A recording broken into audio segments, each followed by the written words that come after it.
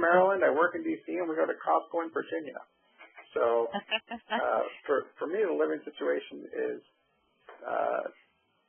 well, it's pretty crazy with the kids, but it works out well. I've got an attendant that comes in the morning, one that comes in the evening. I found a way to minimize my routine, shorten it up as much as possible. There are, however, still times when, you run into attendant problems. And, for example, in the mornings, it's been the case where my wife has assisted me. And there have been times when she's assisted me in the evening as well.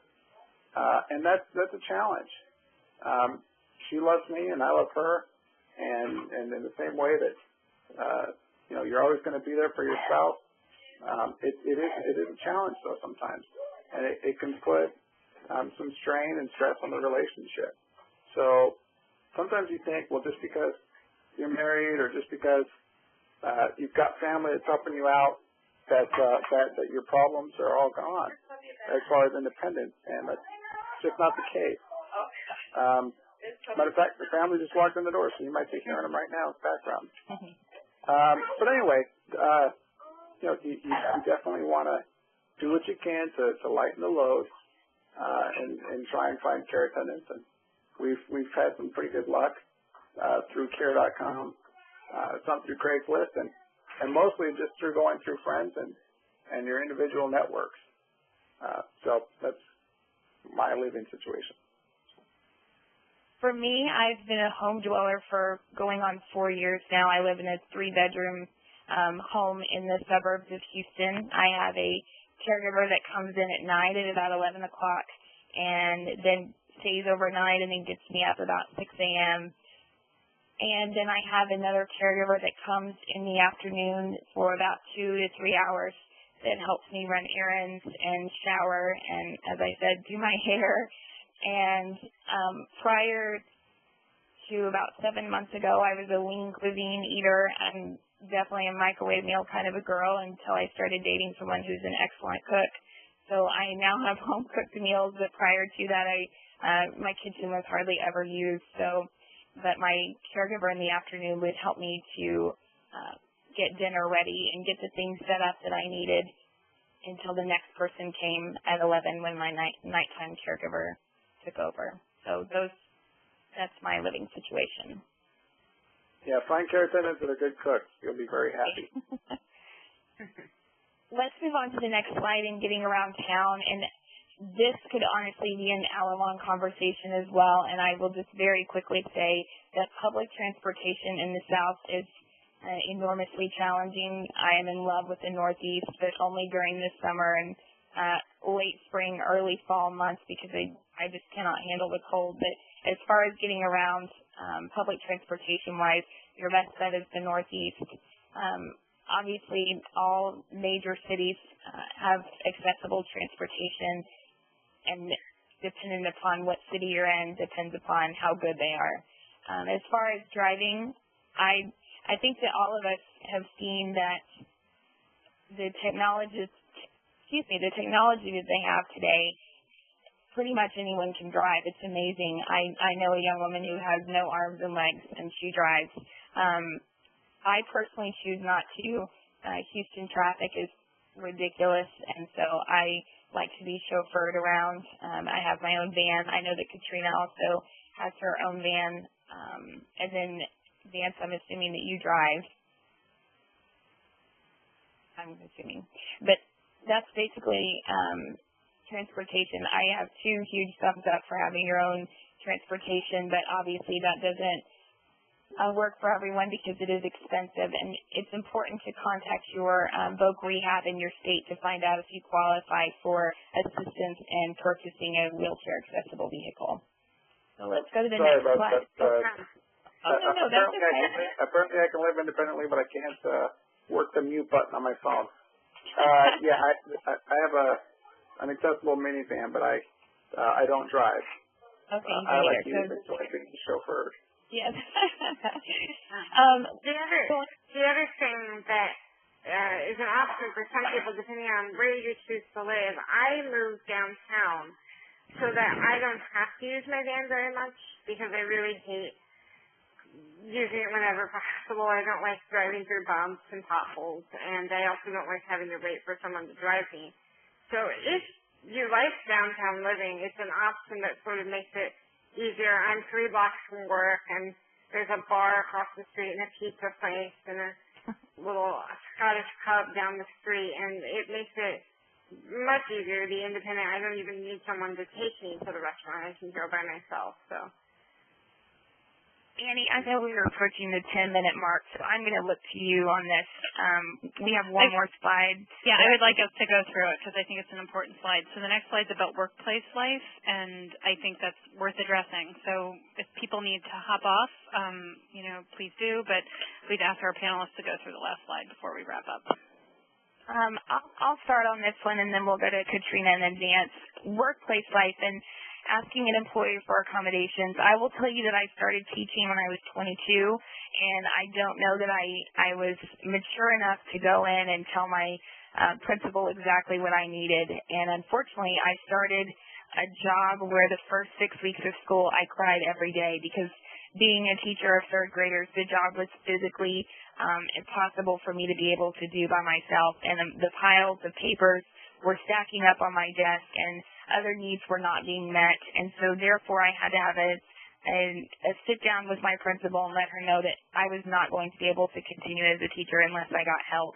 And from that, my principal realized the value of having me as a teacher on her staff, and my school district now provides me with an aide for half the day to do the physical tasks of the job that I cannot, such as bulletin boards and filing papers and things that require a lot of muscle strength.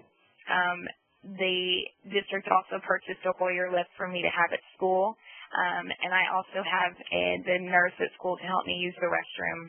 So those are the accommodations that I have at work, and I had to ask for all of them.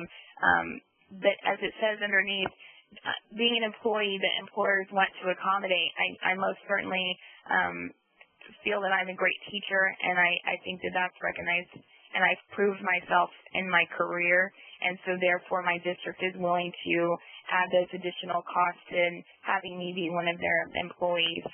Again, underneath there is using the restroom while at work. I will tell you that the first 2 days of school, I held the bathroom the entire day, and there could have not been a bigger mistake, and that was not taking care of myself, and I think that has to come with my age as well as of being very young, and I think it's important to let your employer know that you need help, and if there's no one, or if it's legal concerns they cannot provide you with someone, then you're going to have to hire someone to come in and meet you at your place of business to go to the restroom. Traveling for business, I only travel from the classroom to the cafeteria, so I'm going to defer to my other panelists to talk about this. But Katrina, do you want to discuss your workplace? Sure. Usually you don't have to ask for accommodations until you've been hired. But if you have an obvious disability, sometimes it might be worthwhile to just let them know that the accommodations that you need are not going to be that strenuous so that they don't sort of panic before they hire you. I think legally they're not allowed to worry about that, but in reality they might be thinking, oh my gosh, how can I hire this person? They can't possibly do the job. So if you kind of share with them that you're able to do the job, you just need a little bit of help, sometimes that can be helpful. It just sort of depends on your preference. They are obligated to do reasonable accommodations, which really kind of depends on the business and what you're asking for. Some places are smaller and don't have as many resources, but they can certainly get you maybe a computer to use or something like that if you can't write by hand, or it depends. If it's a larger company, you might even be able to get like a door opener set up on your door. Some of the accommodations that I've had done at work, I have a dictation program on my computer with a lapel knife that I wear so that I can type. And I also have an on-screen keyboard that they installed so that I can click on the letters. It's called SoftType, SoftType, and it has a word predictor So that's made it a lot easier to type. I think one of the things, I'm sort of spoiled because I have an assistant at work. I share her with 4 other lawyers, but she is fantastic and helps me microwave my lunch and put the straw in it. Like I said, I use that to eat my lunch. And she helps me get my things out. But, if you establish good relationships at work, things like getting your computer out might not be a big deal for your coworkers either. Although I would advise not to become sort of a burden where you need to ask them for things all the time. If you're finding that that's the case, you might talk to work about either them paying for a part-time attendant to help at work with work-related things, or for you to bring in your own attendant. If you ever do pay for an accommodation that the employer does not pay for, it is tax deductible, and you should keep that in mind. Don't pay any more taxes than you have to. So,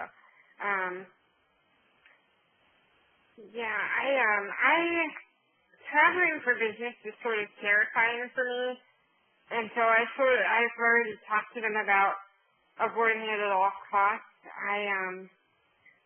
I cannot really fly because I cannot be transferred very safely. I end up hurt every time. And as most of you know probably, they always break my wheelchair on the airplane too. So I avoid flying. But anywhere that I can drive to, especially if I can drive within the day, I just use my own van and have a coworker drive my van for me. If we're going to a courthouse 45 minutes away, we use my van to get there, and they drive it. So that's been sort of my plan right now. If I ever have to travel overnight, I will use one of my attendants and a Hoyer list. And that'll be tax deductible, I think, so good to remember. If I may jump in just real quick, this is Annie.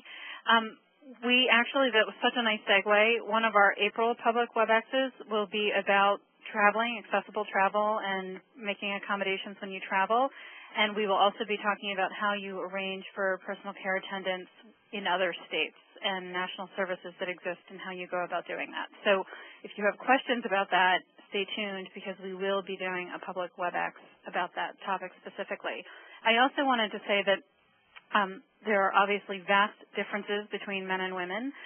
That's probably the understatement of the year, especially when it pertains to self-care and personal care during the workday. And so there are a lot of different options that people consider when talking about how they're going to use the restroom throughout the day, what accommodations they make to their schedule, whether you have an attendant who comes periodically through the day at predetermined times to assist you.